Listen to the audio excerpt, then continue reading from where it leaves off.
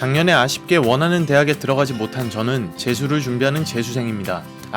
물론 처음에는 이 결과를 받아들이기 어려웠지만 마음을 다잡고 다시 열심히 도전하는 중입니다. 근데 저도 사실 고3 때 나름 열심히 했거든요. 저를 위한 휴식도 없다고 생각하고요. 그래서 기왕 이렇게 된 거 나름의 계획을 세우고 고3 때 쓰지 못한 시간을 나를 위해서 쓰기로 했습니다. 길게 안 놀았어요. 한 2주 정도 푹 쉰다고 생각하고 실컷 놀고 다시 마음을 다잡았죠. 그래, 열심히 해야겠다 생각하고 달력을 보니까 5월이 넘어가고 있네요. 주변에서 아무리 3월, 4월 버리면 안 되고 제대로 준비를 하라고 얘기를 했는데 사실 귀에 들어오지 않습니다.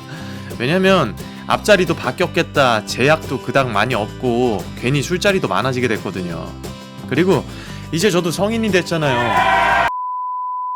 학원비나 제 용돈 정도는 제가 벌고 싶어서 알바 구하느라 정신이 없었죠. 야, 그 알바는 사실 마음만 먹으면 쉽게 구할 수 있는 거 아니냐? 참 짜증나네. 모르는 소리 좀 하지 마세요. 내 마음에 드는 일을 하고 싶다고요. 제 인생에 있어서 첫 알바 아닙니까? 그리고 가장 중요한 거는 내 연습 시간도 지켜줘야 하고 말이죠.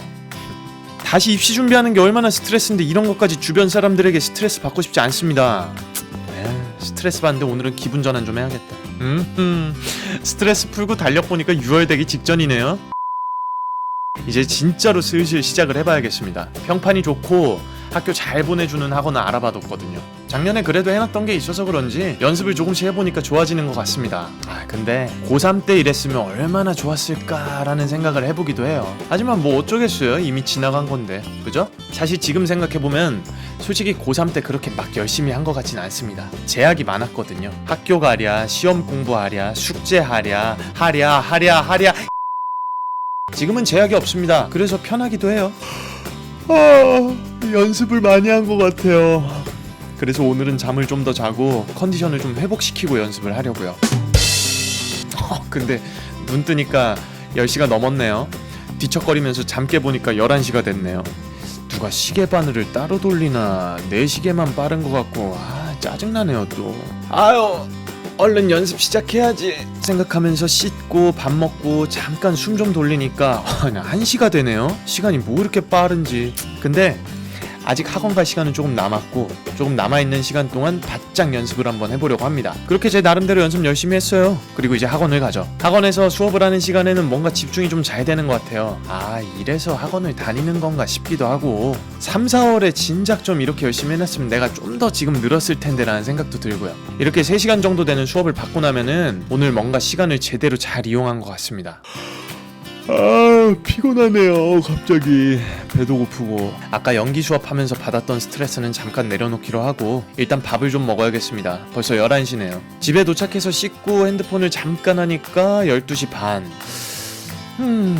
영화를 한 편 보면서 연기 공부를 해볼까 고민이 되네요. 좋은 영화를 보면서 또 동기부여를 해야 되잖아요. 이렇게 뭘 볼지 고민을 하다 보니까 1시가 돼요. 잠깐만, 1시에 영화를 보면 3시가 되겠네요. 너무 늦을 것 같은데 내일 컨디션에 지장이 좀 있을 것 같기도 하고. 그래, 그러면 내일은 시간을 좀 더 아껴서 쓰고 내일 꼭 보기로 합니다. 시간이 1시. 가만히 있자. 그래도 생각해보니까 오늘도 뭔가 바쁘게 산 것 같아요. 잠깐 나한테 휴식을 좀 줘야 될 것 같고요. 휴식을 좀 하고 나니까 2시가 되네요. 슬슬 자야겠어요. 굿나잇.